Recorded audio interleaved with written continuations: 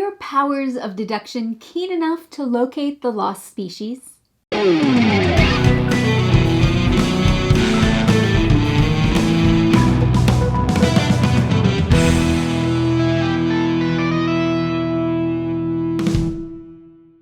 Thanks for joining me at Tantrum House Studio D. I'm Melissa Delp.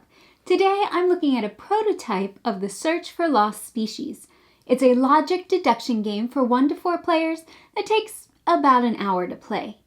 This is a follow-up to the Search for Planet X and by the same designers, Ben Rossett and Matthew O'Malley. Renegade Games Studios is bringing it to crowdfunding soon, and they sponsored this overview video.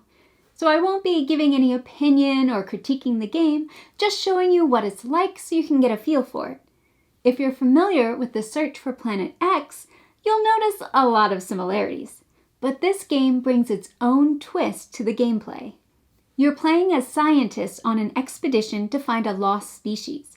You'll be moving around the island and interacting with a companion app to find the locations of several types of animals. You'll score points by making correct sightings of the animals and by locating the lost species. The player who contributes the most to the expedition by scoring the most points wins the game. Like the Search for Planet X, this game has an app that randomly determines the location of the lost species and the other animals. It uses a set of predefined logic rules. Those rules concern the relationships of the animals, like how many are on the island, what they are or aren't adjacent to, and if they make certain patterns. There are several lost species in the game, each with unique logic rules for their location. These are all real animals from Indonesia and Papua New Guinea that have previously been discovered but haven't been seen for decades. At the beginning of each game, you choose one species to play with.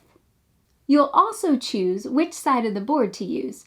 The side with the long island is a little easier than the other side.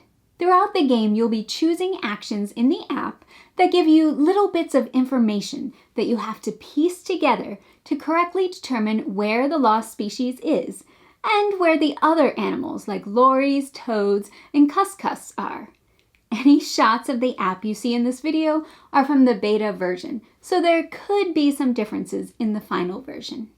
When you survey by foot or boat, you'll move a certain number of spaces and then consult the app to see how many of a particular type of animal is located in those spaces.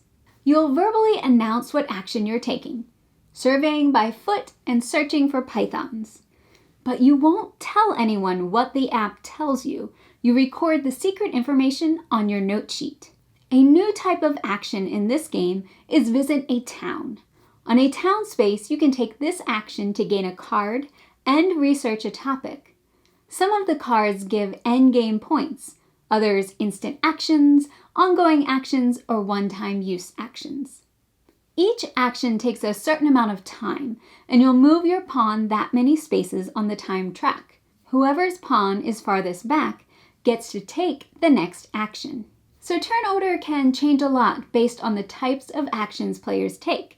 Someone could even take more than one action in a row if everyone else is farther ahead on the track. You might be able to get a lot of good info from a certain high time action, but how long will it take for you to get a turn again? You can even spend a lot of time on something that isn't very helpful because you could have figured it out with the info you already had. You really have to keep the logic rules in mind so you can make deductions. The good news is that those rules are printed on your player screen and on your note sheet. You just have to remember to look at them and apply them. There are 4 versions of each note sheet, one oriented for each side of the board. So if I'm sitting to the west, my sheet matches the way I see the board. The terrain spaces are in the same positions. The types of terrain and their location on the map are important because the app could give results like toads and pythons are in the same type of terrain, or no cuscus are adjacent to a mountain. Deduction and logic are a major part of this game. You need to figure out where things are, but you can figure out everything and still lose because it's about getting points. One of the main ways to get points is by placing sighting tokens and having them be correct. The time track has spaces that indicate when you place tokens and when you check them for accuracy. These spaces can only be occupied by the expedition leader pawn. They activate when the expedition leader is the pawn farthest back on the track. Then the leader moves to the next space. You also get points for finding the lost species. The first player to find it will get 12 points and trigger the end of the game. Each other player then gets one opportunity to guess the location of the lost species or place additional sighting tokens. Like the search for Planet X, in this game you can adjust the difficulty level for each player by choosing how much starting information each player gets. So if you're playing with a mix of experience levels, you can adjust for it. I'd suggest that you check out the search for lost species if you like logic, deduction, or spatial puzzles.